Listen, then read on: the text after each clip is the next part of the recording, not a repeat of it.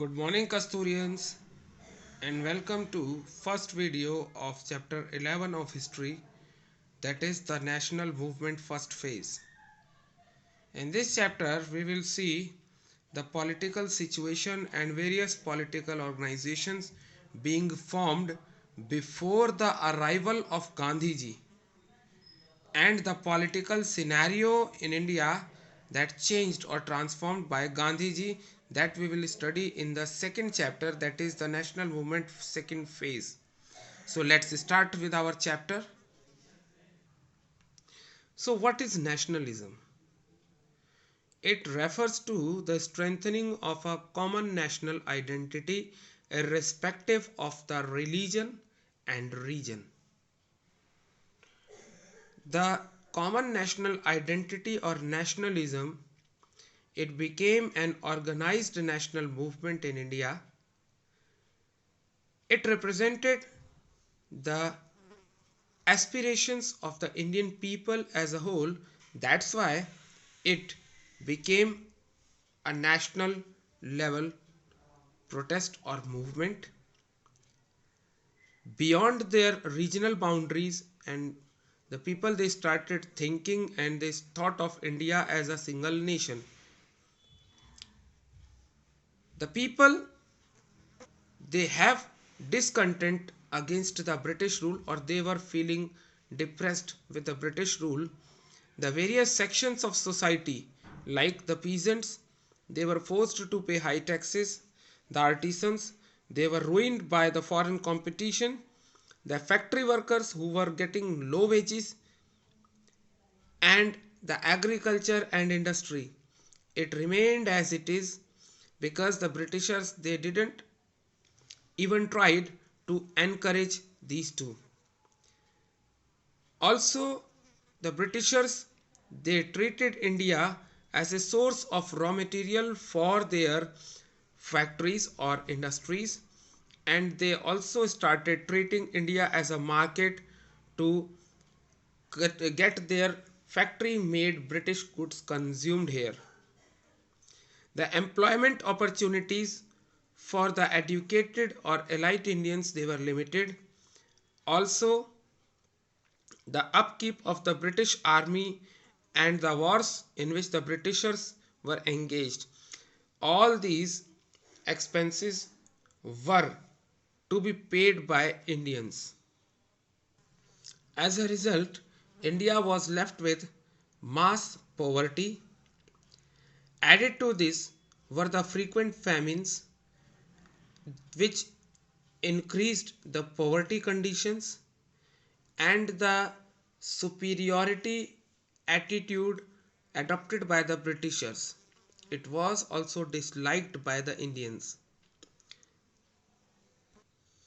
Although the Britishers, they introduced a uniform system of governance throughout the country, they tried to unify India as one unit,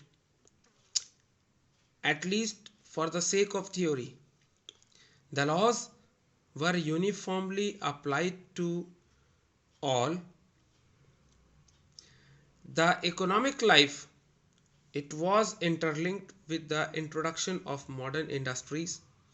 People from all parts of country, they started working in these industries, and when they started working together and traveling together, the old or traditional prevailing feelings based on caste, community and region, they weakened, and ultimately the people, they came closer and they started thinking of themselves as a single unit, that is, they all started thinking themselves as Indians. The people, they also realized that whatever sufferings they have today, these were all because of the ongoing British rule, and this all contributed to the rise of nationalistic feelings among the Indian people.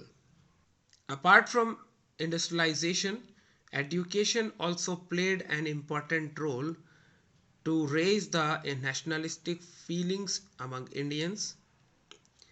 As we have seen in the previous chapters that the Britishers they introduced modern western education, especially the Anglicists, they favored and propagated this system of education so that the Indians can be prepared to work at low posts in the administration. Also, the Britishers they believed that exposure to western thoughts and ideas, when it will be given to Indians, they will start supporting the British rule, and the educated Indians they would be dependent on the British for their employment, and that's why they will be loyal towards the British. But it was totally opposite of their expectations. Exposure to western ideas made the people more conscious of their rights, and the ideas of freedom and equality, which were popularized by American and French revolutions, they impressed the Indians, and the Indians they started criticizing the British government for suppressing these ideas in India. The English language, which was introduced as a medium of instruction, it also acted as a unifying factor because the people from different parts of India who were speaking different languages can now communicate. They got a common medium to communicate with one another, and the educated Indians they started acquiring a democratic and nationalistic outlook. National consciousness was also brought with the help of the press. The newspapers of that period they highlighted anti-Indian policies of the British, and the people were urged to unite and work for a common cause. And in the newspapers, since the newspapers they were published in both English as well as vernacular or the common languages, these English and vernacular press they became a medium to motivate public opinion and create a feeling of national bonding. However, the British government tried to suppress the growing feelings, and it started practicing it by banning the newspapers and books. Added to this were the works of scholars like Bankim Chandra Chatterjee, Rabindranath Tagore, Subramanyam Bharati, Bharatendu Harishchandra. Their writings and their literary works they also created national consciousness, and this literature produced by them came to be known as the nationalist literature, which was written in the form of fiction, essays, and patriotic poetry. These helped to develop confidence among the masses to raise their concern against the oppressive or discriminating British rule. The immediate cause to increase the nationalistic feeling included the policies of Viceroy Lord Lytton. He removed import duties on the British goods. That is, if the British goods they were brought from England to India, the tax rate was less. Also, according to the order passed by Lord Lytton, India was forced to pay the expenses of war against Afghanistan, and at the same time it was in 1877 when a famine broke out in India and people were dying out of starvation. An imperial darbar was organized and held in Delhi, and a large amount of money was wasted on it. The British government imposed restrictions on the regional newspapers or the vernacular newspapers by passing the Vernacular Press Act of 1878. Also, in the same year, the Arms Act was passed that denied Indians from possessing arms.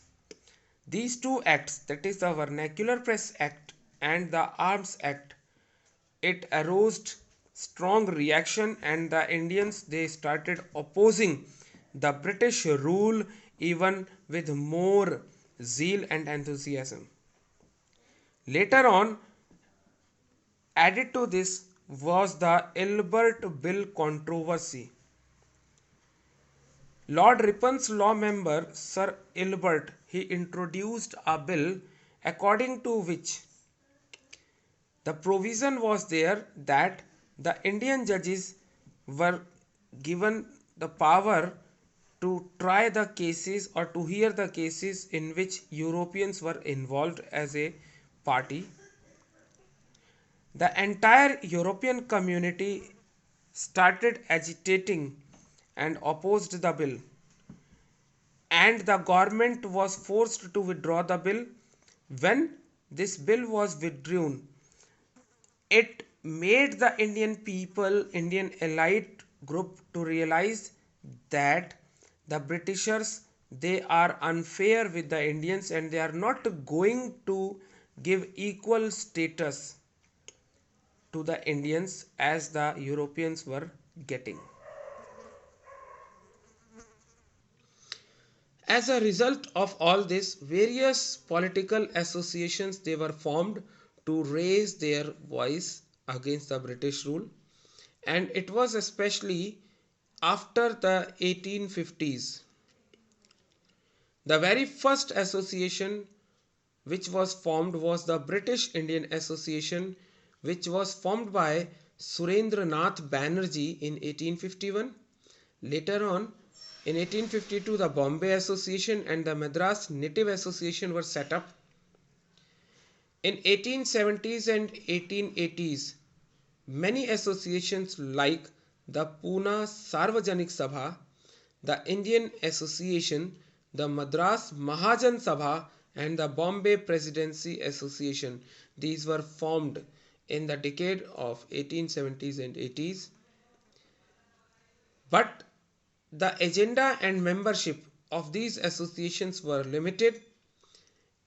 The educated members or the educated Indians who were belonging to the upper sections of society, they were the members of these associations, and the only work they did was to send the petitions requesting the government to reduce taxes, to end the discriminatory practices, and to introduce the administrative reforms so that the Indians can get a greater role in administration.